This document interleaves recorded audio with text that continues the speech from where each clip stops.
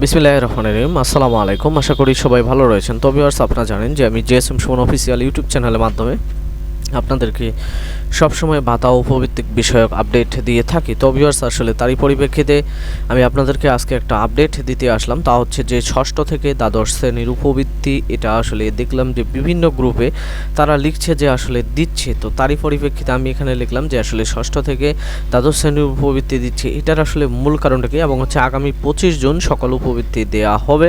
প্রথম থেকে পঞ্চম শ্রেণীর উপবৃত্তি আপনারা কিন্তু ঈদের আগে পেয়েছেন একটি কিস্তি, এবং হচ্ছে সেটা দ্বিতীয় কিস্তি যেটা রয়েছে এটা কিন্তু আসলে আপনাদেরকে দেয়া হবে। তো এখন মোট কথা হলো যে ষষ্ঠ থেকে দ্বাদশ শ্রেণী ভর্তি সহায়তা দেয়া হবে। তো ভিউয়ার্স, আপনারা অবশ্যই অবগত রয়েছেন যে আসলে যখন জানুয়ারি মাসে অর্থাৎ জানুয়ারি 1 তারিখে যখন মনে করেন যে সবাই স্কুলে যাওয়া শুরু করে, তো এরপরে হয়তো 10 থেকে 15 দিন বা সর্বোচ্চ ফেব্রুয়ারি মাসের মধ্যে আপনাদের কিন্তু একটি হচ্ছে যে ভর্তি সহায়তার আবেদন নেয়। তো ভিউয়ার্স, এটা কিন্তু হচ্ছে যে ষষ্ঠ থেকে আসলে মানে দশম শ্রেণী হবে।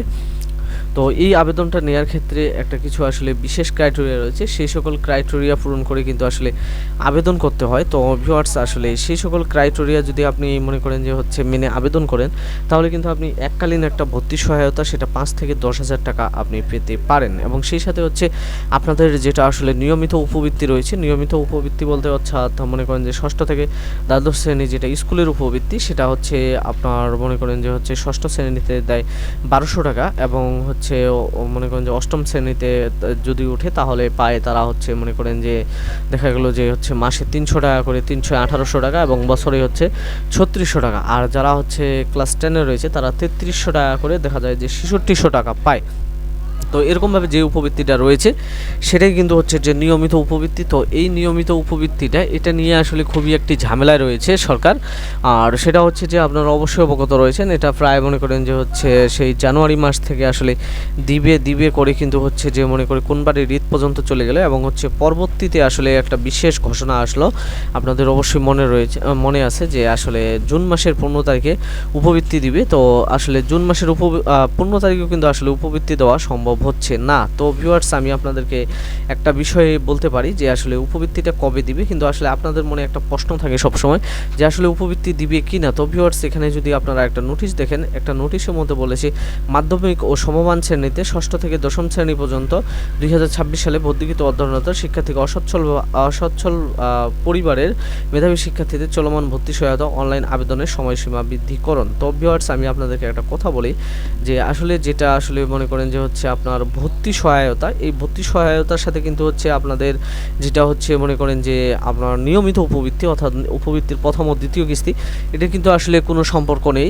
উপবৃত্তির প্রথম ও দ্বিতীয় কিস্তি এটা হচ্ছে আপনার একটা আলাদা ভিন্ন একটি স্বাধীন সফটওয়্যার, আর যেটা হচ্ছে আপনার ভর্তি সহায়তার জন্য সেটা একটা আলাদা স্বাধীন সফটওয়্যার। তো ভিউয়ার্স, কিন্তু হচ্ছে মোট কথা হলো যে এই দুইটি টাকাই কিন্তু আসলে আপনাদেরকে প্রধানমন্ত্রী শিক্ষা সহায়তা ট্রাস্ট থেকে দেওয়া হবে। আর যেটা প্রথম থেকে পঞ্চম শ্রেণীর উপবৃত্তির দ্বিতীয় কিস্তি, এটা কিন্তু হচ্ছে আপনার ডিপিই অর্থাৎ ডিরেক্টর অফ প্রাইমারি এডুকেশন থেকে দেওয়া হবে।